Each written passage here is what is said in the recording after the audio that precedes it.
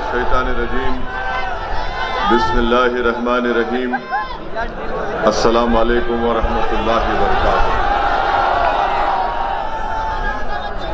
मोअज़्ज़िज़ हाज़रीन इकराम, बुज़ुर्गान मिल्लत,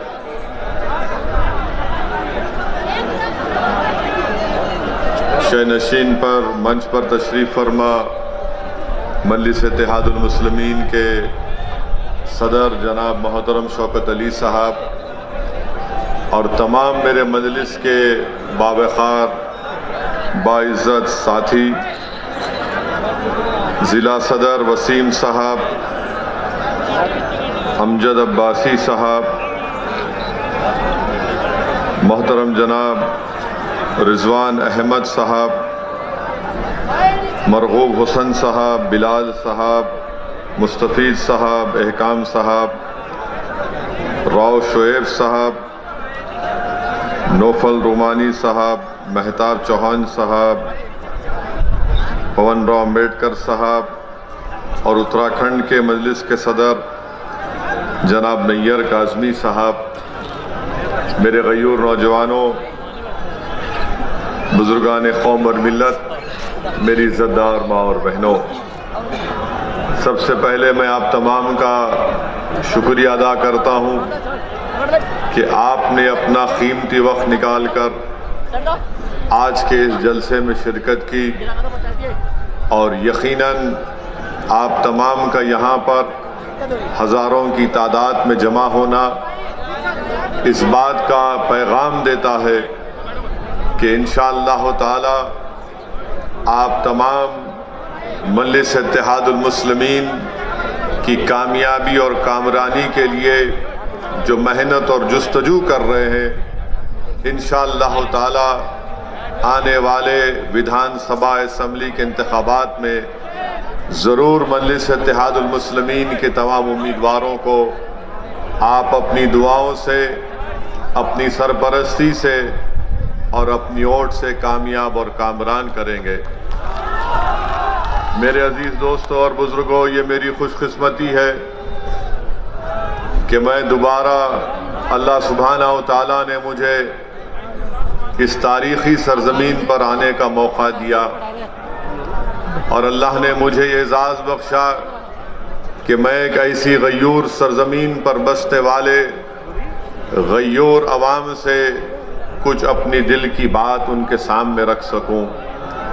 यकीनन ये तारीख़ी जगह है जहाँ से हमारे उलमाए कराम ने अंग्रेज़ों के ख़िलाफ़ ना सिर्फ जिहाद का फतवा दिया बल्कि इस मुल्क को 200 साल की अंग्रेज़ों की ग़ुलामी से अगर छुड़ाने का किसी ने काम किया तो इसी सरजमीन पर बसने वाले वो मोअज़्ज़िज़ उलमाए कराम थे जिन्होंने इस मुल्क को अंग्रेज़ों की ग़ुलामी से आज़ाद कराने के लिए एक बहुत बड़ा अहम रोल अदा किया। मैं अल्लाह से दुआ करता हूँ कि अल्लाह सुब्हाना व तआला हमारे उन तमाम जय्यद उलमाए कराम को, उन मरूमीन को अल्लाह उनकी मग़फ़रत करे, अल्लाह उनकी ख़बर को कुशादा फरमा दे, अल्लाह उनके दर्जात को बुलंद फरमाए और अल्लाह सुब्हाना व तआला हम तमाम को उनका नेक नेमुल बदल बनाए, क्योंकि आज हमारा वतन अज़ीज़ फ़िरक़ा परस्ती की लहर में डूबा हुआ है। आज हमारा वतन अज़ीज़ नफ़रतों की फ़िज़ाओं में डूबा हुआ है। इसीलिए हमारे बुज़ुर्गों के क़ुरबानियों को हमको सामने रख कर दोबारा हमको जद्दोजहद का आगाज़ करना है और जहाँ पर हमारे बुज़ुर्गों ने इस मुल्क को अंग्रेज़ों की ग़ुलामी से आज़ाद करवाया, मैं आपसे अर्ज़ करने आया हूँ कि आज मौजूदा दौर में हमको हमारे मुल्क में जो नफ़रतों की फ़िज़ाओं में इजाफ़ा किया जा रहा है, जो भेदभाव किया जा रहा है, एक तरीक़े से हुकूमतें अक़लियतों को दबाने और कुचलने की बातें कर रही हैं। आज हमको दोबारा एक जद्दोजहद का आगाज़ करना पड़ेगा ताकि इस मुल्क को हम फिरका परस्ती के जहर से पाक कर सकें, ताकि हम इस मुल्क को मुसलमानों की नफरत से पाक कर सकें, ताकि हम इस मुल्क की जो यहाँ पर हमारे बुजुर्गों ने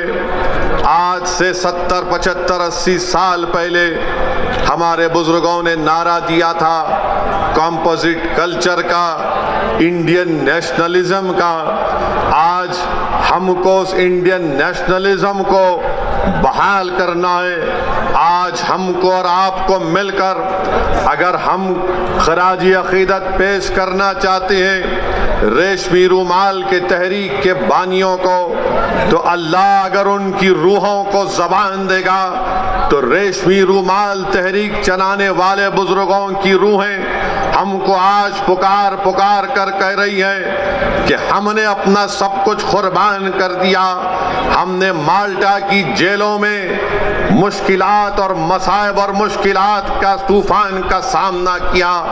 आज वो हमसे पुकार रही है कि जो ताकतें आज इस मुल्क को इंडियन नेशनलिज्म के बजाय हिंदू नेशनलिज्म में डुबोना चाहती है, हमको इंडियन नेशनलिज्म को कामयाब करना है, हमको कॉम्पोजिट कल्चर को बरकरार रखना है, क्योंकि यही हमारे बुजुर्गों ने पाकिस्तान की बनाने की मुखालिफत इंडियन नेशनलिज्म पर की थी, कॉम्पोजिट कल्चर पर की थी। मेरे अजीज दोस्तों और बुजुर्गों, मेरी आपसे एक ही गुजारिश है कि हमको इंडियन नेशनलिज्म को कामयाब करना है। नरेंद्र मोदी हिंदू नेशनलिज्म की बात करते हैं, हम इंडियन नेशनलिज्म की बात करते हैं। यहाँ पर मौजूद जो मोदी के चाहने वाले मीडिया के चमचे हैं वो जरूर हमसे सवाल करेंगे कि असदुद्दीन ओवैसी, तुम ये बताओ कि मोदी ने कहाँ कहा था हिंदू नेशनलिज्म की बात। तो मैं उन मीडिया के, उन मोदी के भक्तों से कहना चाह रहा हूं कि आप नरेंद्र मोदी के राइटर्स का इंटरव्यू पढ़ लीजिए उठाकर, जहां पर नरेंद्र मोदी ने इस तरह की बात की थी। हम इंडियन नेशनलिज्म की बात कर रहे हैं, हम इस्लामिक या मुस्लिम नेशनलिज्म की ना कभी बात किए ना कभी करेंगे इंशाअल्लाह ताला।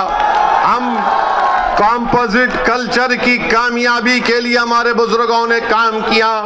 यह और बात है कि कांग्रेस पार्टी हो, समाजवादी हो, बहुजन समाज पार्टी हो या पुरानी लोकदल हो, इन्होंने इंडियन नेशनलिज्म को खत्म करने की बात की, मगर आज असदुद्दीन ओवैसी मजलिस-ए-इत्तेहादुल मुस्लिमीन के इस प्लेटफॉर्म से खड़े होकर आप तमाम गयूर लोगों के सामने इस बात को दोहरा रहा है और आपके सामने अहद ले रहा है कि हम इंडियन नेशनलिज्म की बरकरारी के लिए काम करते आए हैं और इंशाअल्लाह ताला उसके ऊपर काम करते रहेंगे। मेरी आपसे एक ही गुजारिश है कि आप मजलिस-ए-इत्तेहादुल मुस्लिमीन का साथ दीजिए। ये सहारनपुर की एक तारीखी सरजमीन है, यहाँ पर चप्पे चप्पे पर हमारे बुजुर्गों की कुर्बानियों की निशानियां हैं। यहाँ पर हमारे बुजुर्गों की मेहनत और जुस्तजू और उनकी मेहनत का रंग आज अब हम देख रहे हैं। मेरे अजीज दोस्तों और बुजुर्गों, इस मुल्क में जो नफरत की फिजाओं में इजाफा कर रहा है, इस मुल्क में जो मुसलमानों से उनकी तबाही और बर्बादी की जो बातें की जा रही हैं, हमको जमहूरी तरीके से उसका मौसर जवाब देना है। मुझे अफसोस इस बात का होता है कि जो लोग आज मुझे फिरका परस्त कहते हैं, जो मेरी पार्टी को फिरका परस्ती का इल्जाम हम पर लगाते हैं, हम इनसे एक ही सवाल करना चाहते हैं। बताओ, उत्तराखंड के हरिद्वार में जो धर्म संसद के नाम पर जो मुसलमानों के खिलाफ बातें की गई, इस पर आप अपनी खामोशी कब तोड़ेंगे? उत्तराखंड में बीजेपी की सरकार है। बताओ अमित शाह, तुम निजाम की बात करते हो, उत्तराखंड में तो आपका निजाम है। आपके निजाम के तहत आपके निजाम के तहत वहां पर धर्म संसद होता है। पूरी बीजेपी की सरपरस्ती में उत्तराखंड हरिद्वार में धर्म संसद होता है। नरेंद्र मोदी के आशीर्वाद से, अमित शाह की ताईद से और योगी की पूरी भरपूर हिमायत से उत्तराखंड में धर्म संसद में इस बात का ऐलान किया जाता है कि जिस तरह म्यांमार में रोहिंग्या मुसलमानों को उनको मुल्क से निकाल दिया गया, उसी तरह भारत के मुसलमानों का हशर करने की बातें की जाती हैं। कहा जाता है कि 20 लाख मुसलमानों का कत्ल कर दिया जाए, मगर आपको जानकर हैरत नहीं होगी, आपको ताज्जुब भी नहीं होगा कि जब मुसलमानों को कत्ल-ए-आम की दावत दी जाती है, मुसलमानों को बर्बाद करने की बातें की जाती हैं, तो किसी एक को भी उत्तराखंड की हुकूमत ऐसी बुज़दिल और मुखन्निस हुकूमत है कि इन धर्म संसद में इस तरह की नफरत की बातें करने वालों के खिलाफ एक को भी गिरफ्तार नहीं किया जाता। और जो जहर उगल रहे थे वो उल्टा पुलिस के पास जाकर कुरान करीम अल्लाह के कलाम के ताल्लुक से एफआईआर दर्ज करते हैं और इंस्पेक्टर साहब के सामने हंसते हुए मुस्कुराते हुए बात कर रहे हैं। ये भारत है जिसको आपको समझना है। ये वो भारत नहीं है जिसको हमारे बुजुर्गों ने अंग्रेजों से आजाद करवाया था। ये जो मौजूदा भारत है ये वो भारत नहीं है जिसको सन 57 की जंग आजादी में हमारे बुजुर्गों ने अपने खून से सरजमीन को लाल किया था। अगर हमने इस मुल्क को आजाद किया, इसमें बढ़ चढ़कर हिस्सा लिया, हमने काला पानी की सजा काटी, हमने सावरकर की तरह अंग्रेजों से अपनी जान की भीख नहीं मांगी, तो आज हमारे वतन में हमको धमकियां दी जाती हैं कि तुम्हारा कत्ल-ए-आम किया जाएगा, तुमको रोहिंग्या मुसलमानों की तरह तुम्हारा हाल कर दिया जाएगा। अरे कौन सी जमहूरियत की तुम बात कर रहे हो? कौन से संविधान की मोहब्बत में तुम काम कर रहे हो कि एक को भी गिरफ्तार नहीं करते? एक को भी गिरफ्तार नहीं करते। बताओ नरेंद्र मोदी, बताओ अमित शाह, बताओ उत्तराखंड की बीजेपी की सरकार, आज तुम्हारी नाक के नीचे खड़े होकर भारत की सबसे बड़ी अक़लियत मुसलमानों से इस तरह की धमकियां दी जा रही हैं और कोई हुकूमत कोई बात नहीं करती। सबसे पहले अगर उत्तराखंड में किसी ने इन जालिमों के खिलाफ अगर कंप्लेन दी तो उसका नाम नैयर काज़मी मजलिस इत्तेहादुल मुस्लिमीन के सदर थे। उन्होंने जाकर पुलिस स्टेशन में कंप्लेंट दर्ज कराई। अब नैयर काज़मी मुझसे कह रहे थे कि उत्तराखंड में जगह जगह पर उसके खिलाफ एहतजाज हो रहा है, तो उत्तराखंड की बीजेपी की सरकार नैयर काज़मी के पास अपने लोगों को भिजाकर कहती है कि नैयर काज़मी, अगर तुम एहतजाज को बंद नहीं करोगे तो हम तुमको जेल में डाल देंगे। मैं उत्तराखंड की सरकार से कहना चाह रहा हूं, जेल में डालना है डाल दो, मगर याद रखो तुम हक की आवाज को दबा नहीं सकोगे। अगर आज नैयर काज़मी ने कंप्लेन दी तो भारत के संविधान को बचाने के लिए कंप्लेन दी। अगर आज मजलिस आवाज उठा रही है उत्तराखंड के धर्म संसद में जो जहर अफशानी की गई इसलिए कि भारत को बचाना है, ये भारत जो हमारा देश है, हमारा वतन अजीज है, इस भारत का कोई मजहब नहीं है। ये भारत ना हिंदुओं का है, ना मुसलमानों का है, ना ईसाइयों का है, ना सिखों का है। ये भारत किसी का भी नहीं है, ये भारत सबका है, चाहे वो खुदा को मानता हो या ना मानता हो। ये भारत की खूबसूरती है।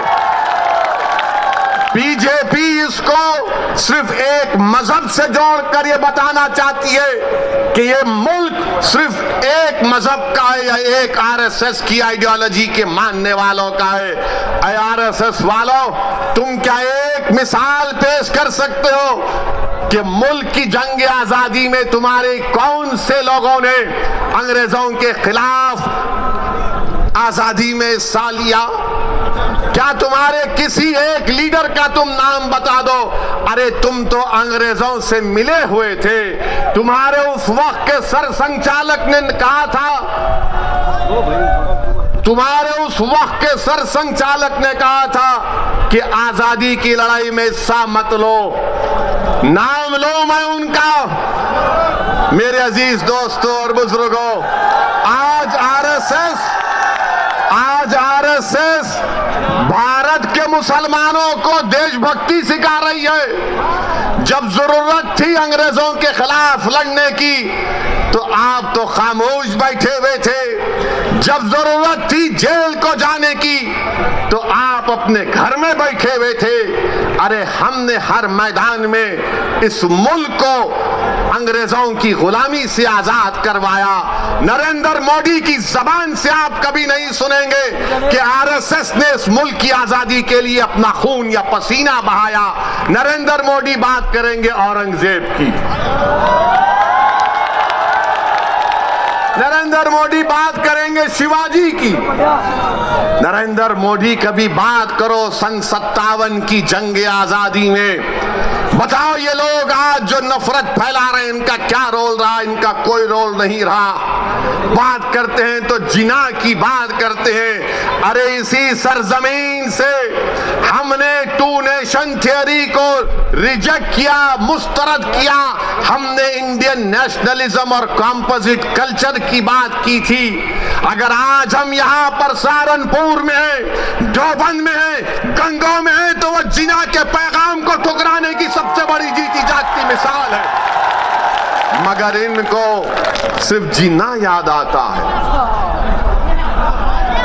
समाजवादी को भी आजकल जिन्ना याद आ रहे हैं। अखिलेश को भी जिन्ना जबान पर चढ़ गया। बीजेपी के तो दिल दिमाग पे चढ़ता ही रहता है। मेरे अजीज दोस्तों और बुजुर्गों, एक और धर्म संसद हुआ छत्तीसगढ़ में। कांग्रेस ने कहा जब बीजेपी कर सकती है तो हम क्यों पीछे हटे। कांग्रेस की सरकार छत्तीसगढ़ में, वहां पर धर्म संसद होता है और उस छत्तीसगढ़ रायपुर के धर्म संसद में कांग्रेस का कैबिनेट रैंक का मंत्री बैठा हुआ है। बीजेपी के बड़े बड़े नेता बैठे हुए हैं और उसमें से एक महाशय ने महात्मा गांधी को गाली दे दी, गोडसे की तारीफ कर दी और साथ में मुसलमानों के खिलाफ जहर बका। उसी धर्म संसद में यह भी कहा गया, अगर मैं कहूं आपके सामने तो यकीनन मुझे कहना पड़ेगा क्योंकि रिकॉर्ड है।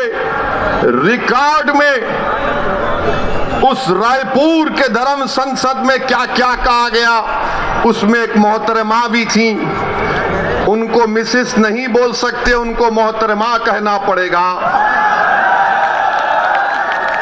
मैडम ने कहा, जोर नहीं दे रहे यार। मैडम ने कहा कि मैडम ने कहा कि धर्म संसद इसीलिए हम कर रहे हैं क्योंकि बच्चियां 18 साल की उम्र में दूसरी जात के लोगों के साथ भाग जाती है। मैडम आपको कैसे मालूम भाग जाती है? और फिर मैडम ने कहा कि धर्म संसद इसलिए कर रहे हैं, हमारे दलित भाइयों से कह रहा हूं, हमारे पिछड़े समाज के हमारे हिंदू भाइयों से कह रहा हूं। वो कह रही हैं कि इस मुल्क में रिजर्वेशन को खत्म कर देना चाहिए। ये मैडम ने कहा। एक ने कहा अगर इंसानियत को बचाना है, ये रामदास इनका नाम है, बच जाइए। रामदास ने कहा कि अगर इंसानियत को बचाना है तो मुसलमानों को खत्म कर दो। अगर वो बात असदुद्दीन ओवैसी आज उसका 5% भी कहता तो जितने मंच पर लोग बैठे हुए 2 घंटे में पूरे थानेदार हमको लेके चले जाते, अपना दामाद बना लेते जेल में। रामदास कह रहे कि इंसानियत को बचाना है तो मुसलमानों को खत्म कर दो, और एक मोहतरम कह रहे कि अब हमको हिंदू राष्ट्र बनाना है। ये कांग्रेस की सरकार है, कांग्रेस बीजेपी दोनों बैठे हुए, मगर केस किस पर बुक हुआ? वो आदमी पर बुक हुआ जिसने गांधी को गाली दी थी। क्या गांधी भारत के मुसलमानों से बड़ा है? मेरा मानना यह है कि गांधी भी बराबर है, भारत का हर नागरिक बराबर है। अगर गांधी को गाली दी गई और मुसलमान को गाली दी गई तो दोनों पर केस बुक होना चाहिए। मगर अब कल शाम से देखेंगे हमारे मीडिया के दोस्त, जिनके चहीते हम सुसरे हैं, इनके पप्पा मोदी हैं, वो चलाएंगे ओवैसी ने गांधी को बोल दिया। हम ये पूछ रहे हैं कि गांधी को गाली देने पर मुकदमा अगर हो सकता है तो मुसलमान को खत्म करने का मुकदमा क्यों नहीं होगा? तुमको अगर गांधी से मोहब्बत है तो भारत के मुसलमानों से ही मोहब्बत रखो, क्योंकि गांधी ने भूख हड़ताल की थी पार्टीशन के वक्त, जब मुसलमानों को काटा जा रहा था फसादात में। 1 दिन नहीं, 2 दिन नहीं, गांधी ने कई दिन भूख हड़ताल की, और इस शर्त पर अपनी भूख हड़ताल को गांधी ने खत्म किया था कि मुसलमानों की जान और माल की हिफाजत करनी चाहिए। कुतुबुद्दीन बख्तियार काकी के आस्थाने को जला दिया गया था, गांधी ने कहा कि उसको बनाना पड़ेगा, तब मैं भूख हड़ताल खत्म करूंगा। अरे गांधी से मोहब्बत है तो मुसलमानों से नफरत क्यों है? तुमको बताओ हमको। मेरे अजीज दोस्तों और बुजुर्गों, ये बात को आपके सामने इसलिए बयान कर रहा हूं ताकि ये जो रात अंधेरी है, मैं पिछले 5 साल से कह रहा हूं, मेरी तकारीर उठाकर देख लो कि अंधेरी रात लंबी रहने वाली है। ये अंधेरी रात लंबी रहने वाली है, याद रखो मेरी इस बात को। हाँ, इस अंधेरी रात में सेकुलर जहन रखने वाले हमारे हिंदू भाई आज भी हैं, जो अंधेरी रात में जुगनू की तरह चमक कर कुछ उम्मीद की शमा जलाए बैठे हैं। मगर याद रखो, ये अंधेरी रात है जो नफरत फैला रहे हैं, ये भारत के दुश्मन है जो मुसलमानों को खत्म करने की बात कर रहे हैं। ये भारत के दुश्मन है, ये भारत के संविधान के दुश्मन है, ये अंबेडकर के दुश्मन है, ये गांधी के दुश्मन है, ये मौलाना अबुल कलाम आजाद के दुश्मन है, ये मुजाहिदीन आजादी के दुश्मन है। मेरे अजीज दोस्तों और बुजुर्गों, अभी जनाब शौकत अली साहब ने जिक्र किया अपनी तकरीर में कि किसी ने कहा कि असदुद्दीन ओवैसी की गर्दन को काट देंगे। मेरी गर्दन की फिक्र मत करो, मेरी गर्दन की फिक्र मत करो। मैंने तो अशहदु अल्ला इलाहा इल्लल्लाह व अशहदु अन्ना मुहम्मद रसूलुल्लाह कहकर अपनी जान को अपने रब के हवाले कर चुका हूं। जन्नत के एवज में इंशाअल्लाह ताला अपनी जान को अपने रब के हवाले कर चुका हूं। वो मुझे खून के लुथड़े से जब बनाया है, जब वक्त आएगा चले जाएंगे। कोई नहीं टिकेगा इस दुनिया में, कोई नहीं टिकेगा। बड़े बड़े वजीर आजम आए, सबको जाना पड़ा, कितने प्रधानमंत्री आए, सबको जाना पड़ा, मैं भी जाऊंगा। तुम अपनी फिक्र करो, तुम अपनी फिक्र करो कि मेरी गर्दन काटेंगे। गर्दन काटने से क्या हक की आवाज दब जाएगी? क्या गर्दन काटने से सच्चाई छुप जाएगी? क्या गर्दन काटने से जालिम के खिलाफ आप लोग नहीं लड़ेंगे? क्या गर्दन काटने से आप मजलूमों का साथ नहीं देंगे? क्या गर्दन कट जाने से आप इन जालिमों के खिलाफ एक शीशा पिलाई दीवार नहीं बनेंगे? आप आपको बनना है। और मैं इन लोगों से कह रहा हूं कि ये जान से मारने की धमकी मुझे मत दो। मैं जब 12 साल की उम्र का था, जब से अपने घर के सामने ये संघ परिवार के लोग हमारे घर के पास आकर नारे लगाते थे, मेरे छोटे भाई अकबर भी इसको जानते हैं, जिस पर हमारे घर के सामने आते थे और नारा लगाते थे कि मुसलमान कब्रिस्तान या पाकिस्तान। 15-20 लोग आते थे, हमारे एक ताया थे, वो जब भागते थे तो पूरी अपनी चप्पलें छोड़कर भाग जाते थे। मेरी गर्दन की अहमियत मत करो, भारत की फिक्र करो। भारत असदुद्दीन ओवैसी से बड़ा है। भारत का कंपोजिट कल्चर हमारा कीमती खजाना है, इसकी हिफाजत करो। ये जो धर्म संसद में मुसलमानों के खिलाफ नरसिम्हार की जो बात कर रहे हैं, उनके खिलाफ तो कोई बोलो अमित शाह तुम देश के होम मिनिस्टर हो, बोलो नरेंद्र मोदी तुम देश के प्रधानमंत्री हो, तुम क्या मुसलमानों के प्रधानमंत्री नहीं हो? बताओ नरेंद्र मोदी, बताओ अमित शाह, क्या तुम होम मिनिस्टर नहीं हो मुसलमानों के? बताओ कांग्रेसियों, क्या तुम मुसलमानों की हिफाजत का जिम्मा नहीं लिए संविधान के तहत? कोई नहीं बोलेगा, मगर जब इलेक्शन आएगा उत्तर प्रदेश का, तो एक मुसलमान से डर दिखाएगा, एक बीजेपी का डर दिखाकर मुसलमानों को बेवकूफ बनाकर वोट हासिल करेंगे। मेरे अजीज दोस्तों और बुजुर्गों, मेरी आपसे गुजारिश है कि आज मजलिस हिस्सेदारी की बात कर रही है। मजलिस उत्तर प्रदेश की सियासत में 19% मुसलमानों की हिस्सेदारी की बात कर रही है। अगर मैं हिस्सेदारी की बात कर रहा हूं तो Samajwadi party, BSP, Congress, BJP, RLD, सबके पेट में दर्द शुरू हो जाता है। क्यों दर्द शुरू होता है? वो नहीं चाहते कि मुसलमान बराबरी पर आ जाए, वो ये चाहते हैं कि मुसलमान दरी बिछाता रहे, दरी बिछाता रहे, दरी बिछाता रहे। वो ये चाहते हैं कि मुसलमान दरी बिछाता रहे, उसको बेशर्म किया जाए, मगर उसके मुकद्दर में दरी बिछाना है। मैं तुमसे कह रहा हूं कि दरी अब तुम नहीं बिछाओगे, तुम कुर्सी पर बैठोगे और राज भी करोगे इंशाअल्लाह ताला।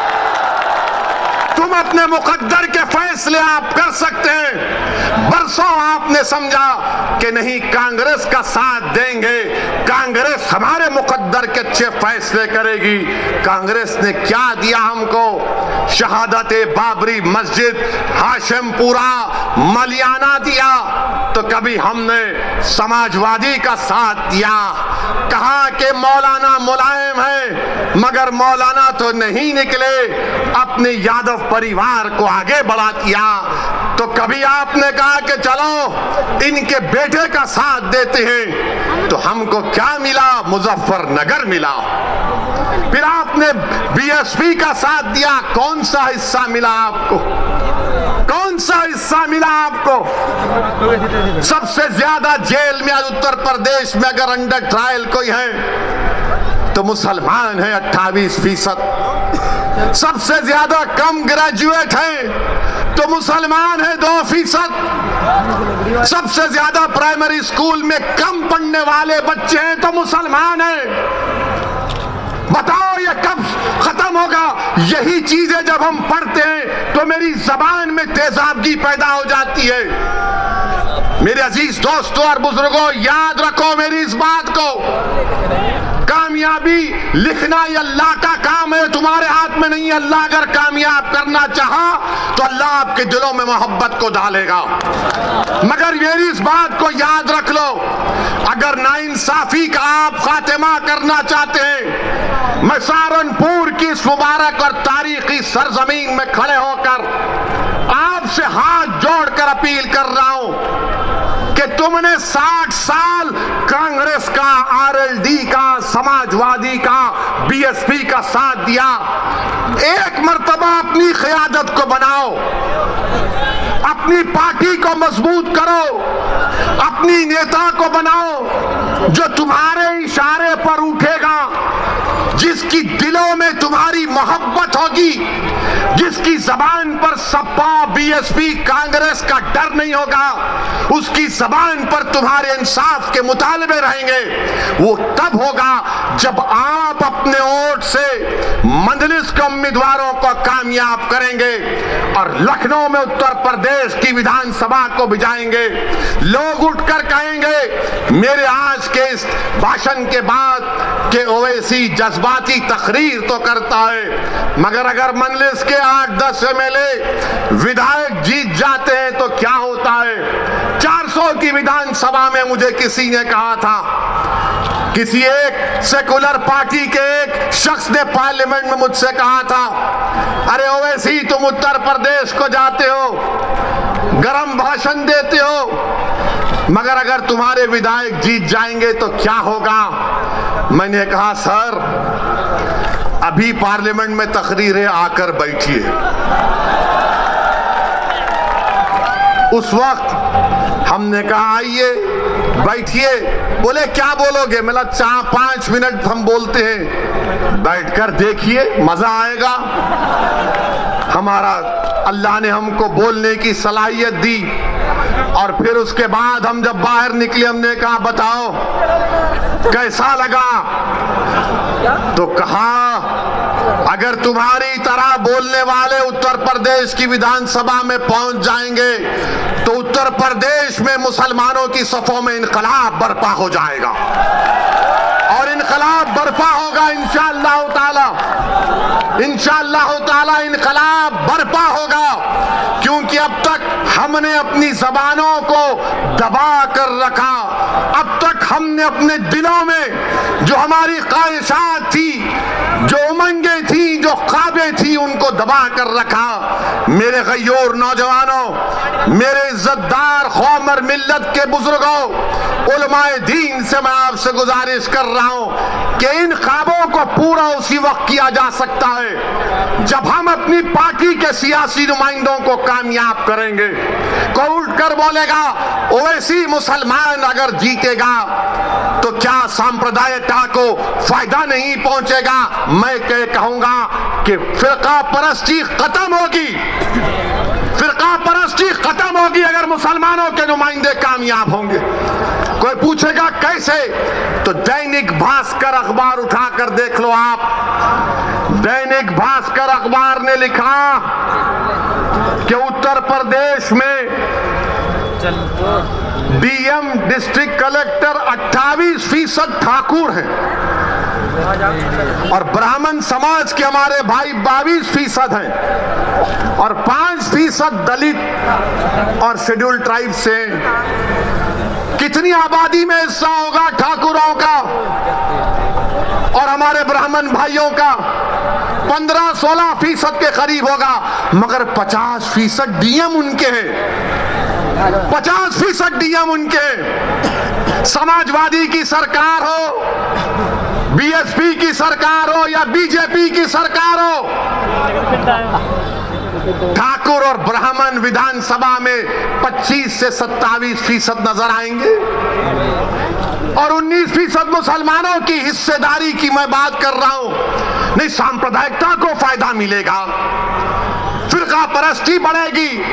ये करेंगे तो बहुत अच्छा, ये दूध के नहले में हैं, ये बड़े पाकीज़ा हैं। और जब हम एक मजलूम कौम की इंसाफ की बात कर रहे हैं तो सब खामोश हो जाते हैं। मैं यहां पर हमारे हिंदू भाइयों से भी कहना चाह रहा हूं, असदुद्दीन ओवैसी और मंजलिस किसी मजहब के खिलाफ ना थी, ना है, ना कभी रहेगी इंशाअल्लाह ताला। मैं यहां पर हमारे पिछड़े वर्ग के खास तौर से हिंदू भाइयों से कहना चाह रहा हूं, हमारे पिछड़े वर्ग के हिंदू भाइयों से कहना चाह रहा हूं, मेरी बात को आप याद रखो। आपको ठगा गया हिंदू एकता के नाम पर। पिछड़े वर्ग के हिंदू भाइयों से कहना चाह रहा हूं, मेरी बहनों से कहना चाह रहा हूं, आपको ठगा गया हिंदू एकता के नाम पर और आपको क्या मिला? ठाकुरवाद आपको मिला, आपको ठाकुरवाद मिला। जिस तरह उत्तर प्रदेश के मुसलमानों को सेकुलरिज्म के नाम पर, समाजवादी के नाम पर वोट लिया गया, तो हमको क्या मिला? हमको यादववाद मिला, आपको ठाकुरवाद मिला। आओ मेरे पिछड़े वर्ग के हिंदू भाइयों, मैं तुम्हारे साथ काम करने के लिए तैयार हूं। मैं तुम्हारे साथ ठहर कर तुम्हारी लड़ाई लड़ने के लिए तैयार हूं। मैं हमारे दलित भाइयों से कह रहा हूं, मैं हमारे दलित भाइयों से कह रहा हूं, अगर आपको यह शिकायत है कि बीएसपी आपकी बात नहीं कर रही है, तो असदुद्दीन ओवैसी तुम्हारी बात करने तैयार है, तुम्हारे खिलाफ इंसाफ का मुतालबा करने के लिए तैयार है। और मेरे अजीज दोस्तों और बुजुर्गों, आप यहीं पर फिर ये लोग आके बोलते ओवैसी की तकरीर से हिंदू और मुसलमानों में नफरत की दीवार बढ़ गई। कौन सी मेरा जुमला है तकरीर का, निकाल के बताओ। कानपुर की मेरी एक तकरीर को 45 मिनट की तकरीर में 45 सेकंड निकाले ये आरएसएस के जाहिल लोग। बिल्कुल थम्स अप है। इनको सिर्फ 90 साल तक चड्डी पहन के लट फिराए थे, तो अचानक ख्याल आया यार 90 साल उम्र हो गई, पैंट तो पहन ले। तो पैंट पहना। तो क्या हमने क्या कहा था कानपुर में?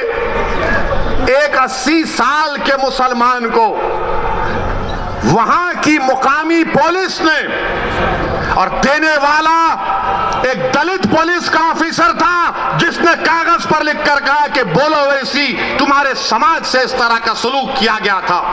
मैं अपने उस दलित ऑफिसर को सलाम करता हूं। उसने कहा कि 80 साल के एक मुसलमान की पुलिस ने दाढ़ी लोची, उसको पीटा और उस पर पेशाब किया। तो मैं बोला उसके खिलाफ, तो आरएसएस ने यह कह दिया कि ओवैसी ने हिंदुओं के खिलाफ कहा। मगर जब हमने पूरा 2 मिनट का वीडियो डाला, तो पूरे अपने बगलों में अपने चप्पल को रखकर भागना शुरू कर दिया। और अभी हम सुने कि बड़ा विकास उत्तर प्रदेश में हुआ। बाबा थकते नहीं हैं, मोदी थकते नहीं हैं, अमित शाह थकते नहीं हैं। हम बाबा से, योगी से, मोदी से पूछना चाहते हैं, 29 दिसंबर को सहारनपुर में आंख के कैटरैक्ट का ऑपरेशन हुआ था, जिसमें से 27 लोगों की बीनाई चले गई। बताओ योगी आदित्यनाथ, ये आपकी सरकार में आंख का ऑपरेशन हुआ कैटरैक्ट का, सबकी बीनाई चले गई 27 लोगों की। तो अमित शाह बोलेंगे निजाम, एन से नसीमुद्दीन कह दिया, आई से इमरान कह दिया, जेडे से आजम खान कह दिया, और एम से बहरहाल कुछ कहा, हाँ उनका नाम कह दिया। अब ये अमित शाह को बड़ी मोहब्बत हो गई उर्दू से, उर्दू से बड़ी मोहब्बत हो गई अमित शाह आपको, आपका निजाम। अरे हम तो ये तय करे हैं कि उत्तर प्रदेश के हाकिम वक्त को बदलेंगे इंशाअल्लाह ताला। उत्तर प्रदेश के हाकिम वक्त को बदलेंगे। और नरेंद्र मोदी, हम आपसे कह रहे हैं कि नरेंद्र मोदी के 3 यार हैं। नरेंद्र मोदी के 3 यार हैं। हमारे साथ बोलिए, एक ड्रामा, दूसरा फसाद, तीसरा अत्याचार। नरेंद्र मोदी के 3 यार, ड्रामा, फसाद, अत्याचार। अब अमित शाह का जवाब देना है, हम किसी का कर्जा बाकी नहीं रखते। नसीमुद्दीन का नाम लिए कांग्रेस पार्टी तो नहीं बोलेगी। बोलेंगे नसीम का नाम लेंगे तो हमारे वोट नहीं मिलेंगे। कांग्रेस इमरान का नाम नहीं लेगी, बोलेंगे हमारा क्या होगा। समाजवादी आजम का नाम नहीं लेगी, मगर हम योगी और अमित शाह से कहना चाह रहे हैं, उत्तर प्रदेश में अगर योगी राज है, योगी राज है ना, तो राज अंग्रेजी में आता है RAJ, होता है ना RAJ। तो R से क्या आता है? रिश्वत। A से क्या आता है? अपराध या फिर आतंक। और J से क्या आता है? जातिवाद। अमित शाह आपका कर्जा अदा हो गया। योगी राज में R से रिश्वत, A से अपराध, J से जातिवाद। अब बताओ, अब आप दूसरा बोलो, फिर इसका जवाब मिलेगा। समाजवादी के अखिलेश नहीं बोलेंगे। अखिलेश बोलेंगे हमने रोड बनाए। कुछ हुआ तो अखिलेश बोलेंगे मैं तो उसका उद्घाटन कर चुका था। कोई जवाब नहीं देंगे भैया। यकीनन अखिलेश ने उद्घाटन किया, तुमने मुजफ्फरनगर का किया और योगी की सरकार ने एनकाउंटर पर उसका खात्मा किया। तुमने किया था ये सब। तुमने जो कुछ शुरू किया उसको बीजेपी ने मुकम्मल किया। आज मेरे अजीज दोस्तों और बुजुर्गों, यही बात हम आपसे कहने आए हैं कि आज ये बेहद विधानसभा में पीने के पानी की किल्लत है,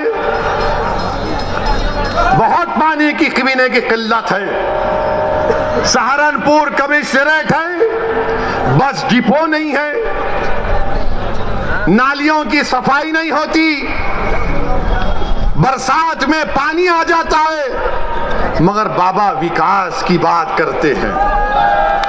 बाबा विकास की बात करते हैं। मेरे अजीज दोस्तों और बुजुर्गों, हम आपसे यही अपील करने आए हैं कि आने वाले विधानसभा और असेंबली के इंतखाबात में मजलिस का साथ दीजिए।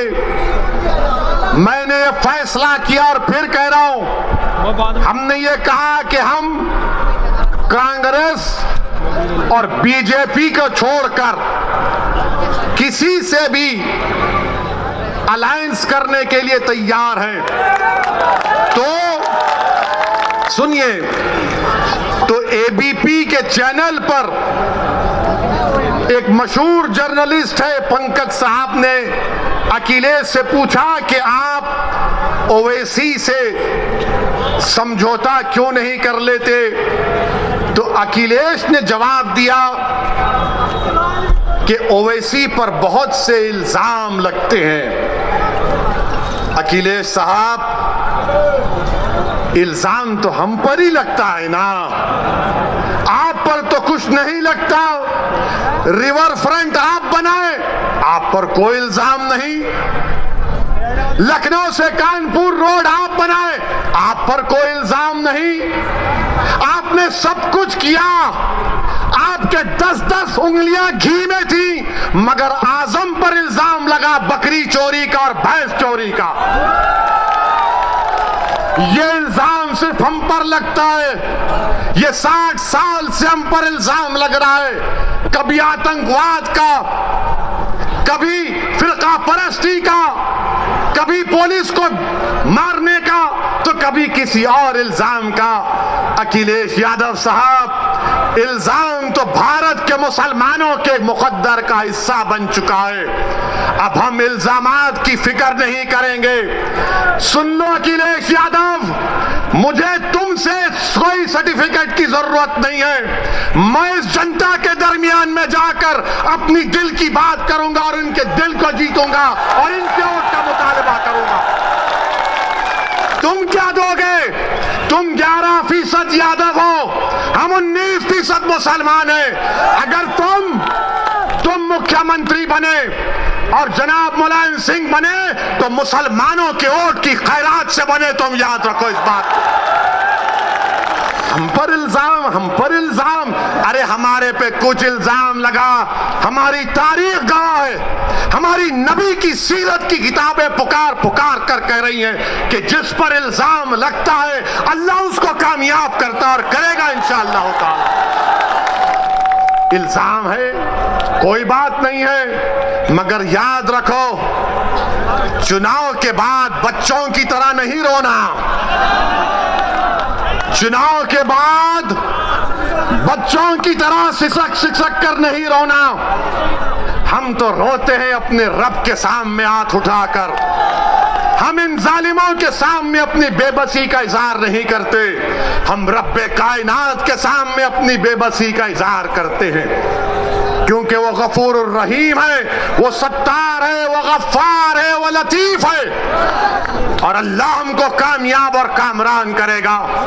मेरे बस में इतना है, शौकत के बस में इतना है, महताब और हमारे अंबेडकर साहब की ताकत में बस इतना है कि हम आपके पास जाकर अपनी बात को पूरी इखलास के साथ रख रहे हैं। दिलों में मोहब्बत डालने वाले का काम तो अल्लाह का है, दिलों को मोड़ने का काम तो अल्लाह का है। मैं तो बार बार कह रहा हूं कि अपने दिल पर हाथ रखकर मैंने आज आधे घंटे 40 मिनट में जो कुछ कहा, सोचो आप अपने घर को जाओ, रात के अंधेरे में अगर तुम उठते हो तो सोचो इस बात को, कब तक हम सिस्कियां लेकर, कब तक हम इस गैर यकीनी कैफियत में अपनी जिंदगी को गुजारेंगे। भारत की जमहूरियत, अंबेडकर का बना हुआ संविधान हमको इस बात की इजाजत देता है कि हम सियासत में अपने नेता को अपनी हिस्सेदारी की बात करें, हिस्सेदारी के हिस्सा लें और अपनी क़यादत को, सियासी लीडरशिप को बनाएं। इससे भारत मजबूत होगा, इससे भारत का संविधान मजबूत होगा। यही चंद गुजारिशात मैं आज तक कहने के लिए आया हूं। आपसे सिर्फ गुजारिश करूंगा कि अगर आप हमारा साथ दें, अल्लाह आपको सलामत रखे। अगर आप नहीं देना चाहते तो अल्लाह तब भी आपको सलामत रखे। मगर मेरी इस बात को याद रखो, मेरी इस बात को याद रखो कि कहीं 60 साल के बाद कोई एक और दीवाना आकर मेरी जबान में इन आने वाले बच्चों से ना कह दे जो कल बूढ़े हो जाएंगे कि तुमको तुम्हारा हिस्सा नहीं मिला। हिस्सा उसी वक्त मिलेगा जब आप उठ खड़े होंगे, सियासी क़यादत बनाएंगे, अपने वोट से अपनी पार्टी को कामयाब करेंगे। जिस तरह ठाकुरों ने योगी को मान लिया, जिस तरह पिछड़ा वर्ग ने मोदी को अपना लिया, जिस तरह दलितों ने आज बहन जी और चंद्रशेखर आजाद को अपना नेता मानते हैं। आओ मुसलमानों, तुम मुझे नहीं तो खुद नेता बन जाओ, मैं तुम्हारे साथ ठहरने के लिए तैयार हूं। अस्सलाम वालेकुम व रहमतुल्लाहि।